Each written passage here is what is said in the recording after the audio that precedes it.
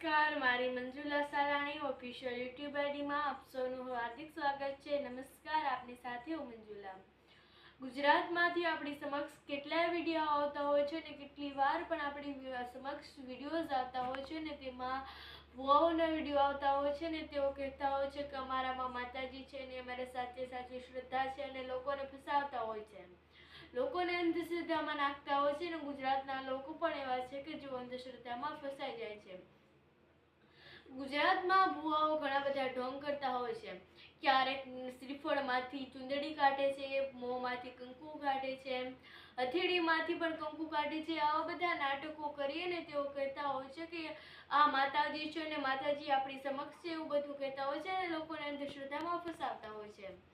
આવી જ રીતે આપણી સમક્ષ એક હળવદથી બોટાદનો વિડીયો આપણી સમક્ષ આવ્યો ને જેમાં વિજ્ઞાન જાથા ત્યાં પહોંચી હતી અને તે ભુવાઓને એવું કહેવામાં આવ્યું કે તમે ખોટે ખોટો ઢોંગ કરો છો ને લોકોને અંધશ્રદ્ધામાં ફસાવો છો। તો તેઓ એવું કહ્યું કે ના, અમારામાં સાચે સાચા મોગલમાં છે। ભલે કોઈ તમને એવું નથી કહેતું કે તમે માતાજીને ભલે માનો પરંતુ અંધશ્રદ્ધામાં ના માનો। અત્યારે લોકો ઘણા બધા અંધશ્રદ્ધામાં ફસાયેલા છે। અત્યારે આપણે 21મી સદીમાં જીવી રહ્યા છીએ છતાં પણ આપણને એટલી નથી ખબર કે આપણે અંધશ્રદ્ધામાં ના ફસાઈએ। સદીઓથી સદી ચાલતી ગઈ, કેટલાય વર્ષો થઈ ગયા ત્યારથી જ લોકો કહી રહ્યા છે કે અંધશ્રદ્ધામાં ના ફસાવો। ઘણા બધા લોકો એવા છે કે આ બધું સાચું હોય છે પરંતુ અમુક લોકો જે સાચી રીતે તેઓને વિજ્ઞાનની બધી ખબર છે તે કહી રહ્યા હતા કે આ બધી અંધશ્રદ્ધા છે ને તેમાં ના ફસાવો।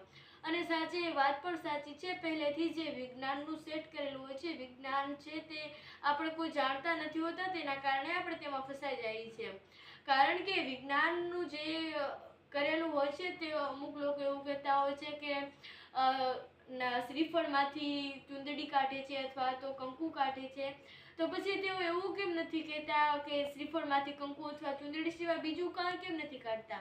તમે ફક્ત એક વખત એવો ટ્રાય કરીને જોજો કે તેમને બીજું કાઢવાનું કહેજો તો તે નહીં કાઢી શકે, કારણ કે પહેલેથી વિજ્ઞાન જાથાને એવી સેટ કરેલી હતી।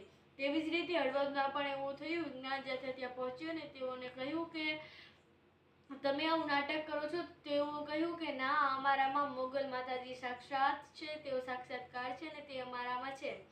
લોકો એવું કહેતા હોય છે કે મોગલમાં આવ્યા છે ને વાયરો આવ્યો છે ને આવું બધું કહેતા હોય છે ને તેના કારણે લોકો અંધશ્રદ્ધામાં ફસાઈ જતા હોય છે।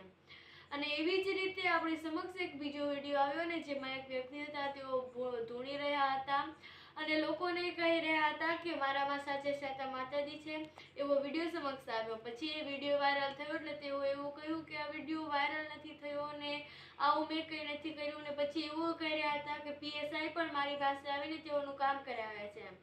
એવું કહેતા હોય છે કે માતાજી બધાના ધારે ધારે કામ કરે છે ને એવો એ વિડીયો આવ્યો તેમાંથી તેઓ એવું કહ્યું કે PSI છે અને PI છે તેઓએ પણ મારી પાસે આવા કામો કરાવેલા છે ને તેઓ પણ મારી પાસે આવેલા છે।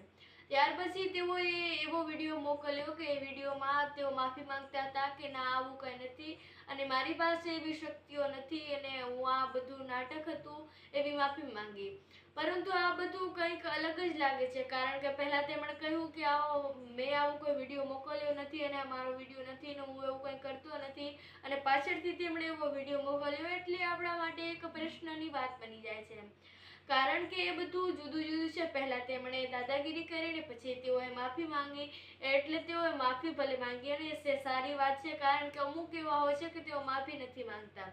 આવી જ રીતે ગુજરાતના કેટલાય જિલ્લાઓ છે જ્યાં લોકો અંધશ્રદ્ધામાં ફસાયેલા છે, તો લોકોએ અંધશ્રદ્ધામાં ના ફસાવવું જોઈએ, કારણ કે આ બધું વિજ્ઞાનનું છે ને વિજ્ઞાનનું જે સેટ કરેલું હોય છે, વિજ્ઞાનની જે પ્રક્રિયા હોય છે તે કરવામાં આવે છે, ત્યાર પછી તેમાં એવું બધું થતું હોય છે, કંકુ નીકળે, શ્રીફળ નીકળે અથવા તો કહેતા હોય છે સિક્કો નીકળે છે, તો એવું બધું વિજ્ઞાનનું ગોઠવેલી એક હોય છે અને એવા પ્રયોગો જો આપણે જાતે કરીએ તો આપણને ખબર પડે છે કે આ બધું શું છે।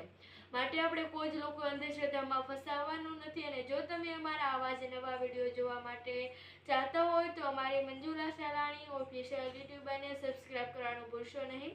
આભાર।